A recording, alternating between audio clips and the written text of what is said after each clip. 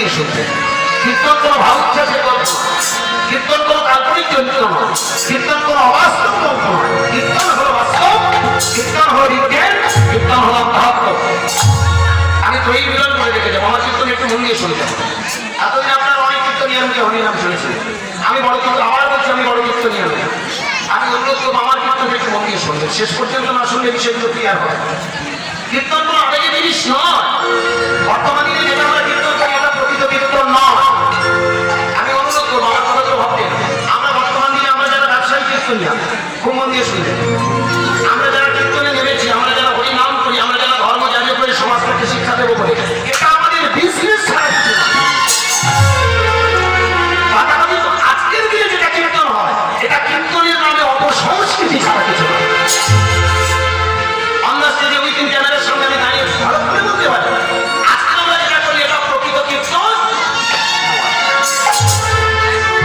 আমার নিমাই খান যে কীর্তনটা করেছিল সেই কীর্তন আমরা আর বর্তমান দিয়ে গাই না, যে কারণে আমাদের হরিনামে আর ফল হচ্ছে।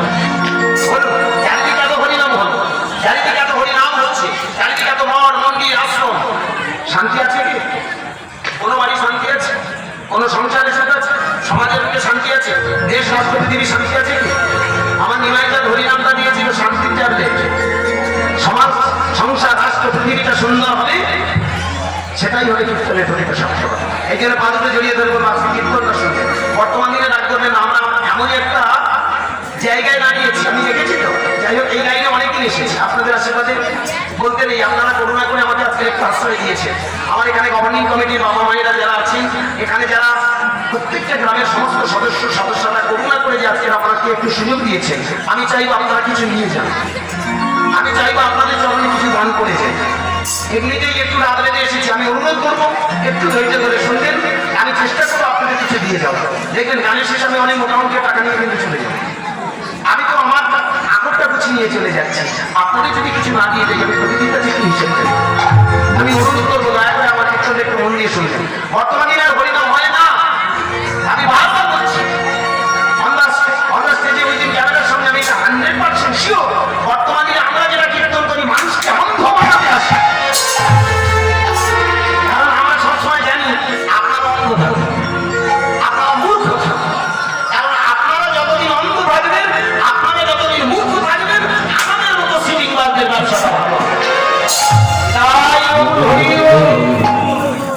যে কারণে হরিবাদনে আমরা সবসময় চেষ্টা করি আপনারা অন্ধ থাকুন। প্রকৃত কীর্তনটা আজকে ধাপা ধাপা দিয়েছি, আমি অনুরোধ করি একটু মধ্যে হ্যাঁ বাবা হ্যাঁ একটু 500 বছর আগে নবদ্বীপের বাড়িতে যে ছেলেটা হরিনাম দিয়ে ভালো করে ভেবে দেখো, তাকে দাঁড়িয়ে গিয়ে কৃষ্ণ নাম দিয়ে বললেন একবার আমার মতো চোখের জল ফেলে হরিনাম। এই হরিনাম করলে কি হবে তুমি জানতে পারবে। তুমি এই পৃথিবীতে আমরা যারা এসেছি ভালো করে ভেবে দেখলে মানব রূপে এসেছি, কি বাবা মানব রূপে এসেছি, কিন্তু এখন আমরা জানি না আমরা বলুন। আপনাকে যদি প্রশ্ন করা যায় আপনি যে, আমি বললাম কেন আমি তো এই গ্রামে মেয়ে, হ্যাঁ আমার বাপের বাড়ি অন্য জায়গা, এটা আমার শ্বশুর বাড়ি, কি বলুন তাই না? ভালো করে ভেবে দেবেন, আপনি বলবেন আমি অঙ্গের কাকি হই, অঙ্গের জেঠি হই, অঙ্গের মা হই, হ্যাঁ কিছু একটা আপনারা সিদ্ধান্ত নেবেন। এটা আমাদের আসলে পরিচয় নয় কোথাও, কিন্তু আজ পর্যন্ত আমরা আসল চিনতে পারি, আমরা নিজেদেরকে খুঁজে পাই।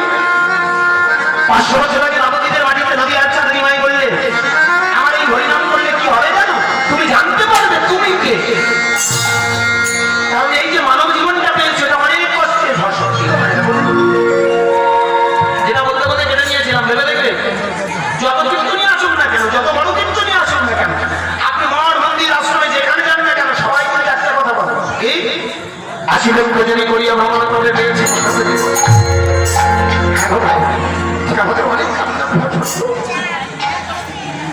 বেদের যুগের বৈদিক মুনি ঋষি থেকে শুরু করে আজ মহামানবরা বললেন 80 লক্ষ জনে করিয়া ভ্রমণ তবে পেয়েছ মানব। এখানে অনেকে বলে যে 84 লক্ষ জনই ভ্রমণ করে মানব, একটু ভুল হচ্ছে।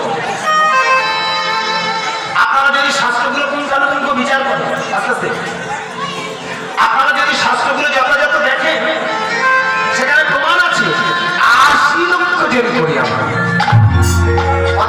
কথার মধ্যে দামি অর্থ লুকিয়ে আছে। 80 লক্ষ জন, 80 লক্ষ জন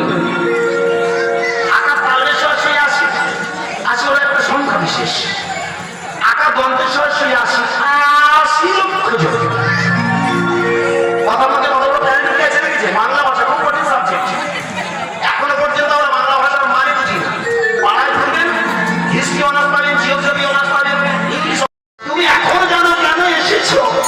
তুমি প্রথম জানতে শেখো এই পৃথিবীতে তুমি যেদিন হারিয়ে যাবে তুমি কোথায় যাবে। তাই তো যারা মহামানব তারা সিদ্ধান্ত টেনে বললেন জীবনে যে জগৎ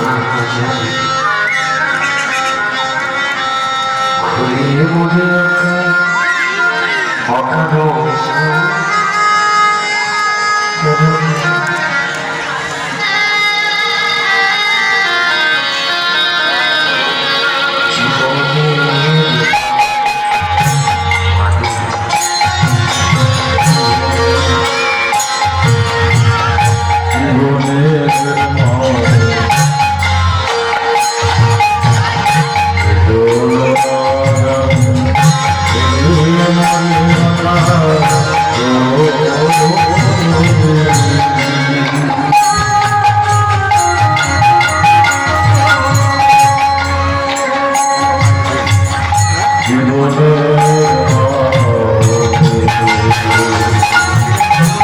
Hãy subscribe cho kênh Ghiền Mì Gõ